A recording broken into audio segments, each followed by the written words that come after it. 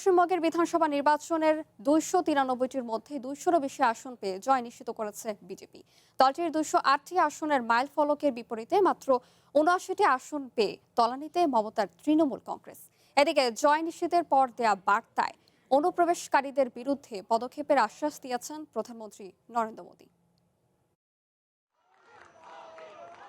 পশ্চিমবঙ্গে মমতার তৃণমূল দুর্গকে ভেঙে দাপুটে জয় তুলে নিয়েছে নরেন্দ্র মোদীর বিজেপি। সরকার গড়তে 147টি আসনের প্রয়োজন হলেও প্রথমবারের মতো বঙ্গ জয়ে 200 আসনের মাইলফলক পেরিয়েছে দলটি।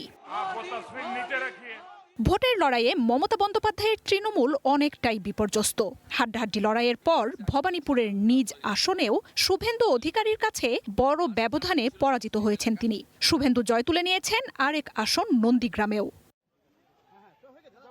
প্রথমবার পশ্চিমবঙ্গে ভূমিধস বিজয়ে খুশিতে মেতে উঠেছে বিজেপি শিবির। ধুতি পাঞ্জাবি পরে দিল্লিতে দলটির সদর দপ্তরে দেয়া বক্তব্যে বাংলায় পদ্মের এই জয়কে গণতন্ত্র ও সংবিধানের বলে ঘোষণা দিয়েছেন নরেন্দ্র মোদী। বাংলায় পরিবর্তন, পশ্চিমবঙ্গ ভয়মুক্ত হয়েছে, এমন সব কথাও জানান তিনি। প্রধানমন্ত্রী আশ্বাস দেন অনুপ্রবেশকারীদের বিরুদ্ধে পদক্ষেপ নেয়ার। কেন্দ্রীয় স্বরাষ্ট্রমন্ত্রী অমিত শাহ বলছেন, পশ্চিমবঙ্গে অনুপ্রবেশকারীদের রক্ষকদের বিরুদ্ধে চূড়ান্ত জবাব হয়ে এসেছে এই জয়। পশ্চিমবঙ্গে ভোট গণনায় 100টির বেশি আসনে লুটের অভিযোগ এনেছেন মমতা বন্দ্যোপাধ্যায়। কেন্দ্রীয় বাহিনী, নির্বাচন কমিশন, প্রধানমন্ত্রী মোদী, স্বরাষ্ট্রমন্ত্রী অমিত শাহের বিরুদ্ধে অভিযোগ জানান তিনি। জানিয়েছেন আবারও ঘুরে দাঁড়াবে তার দল। মমতার পরাজয়ের দিনে হেরেছেন তৃণমূলের তারকা ও হেভিওয়েট অনেক প্রার্থীও।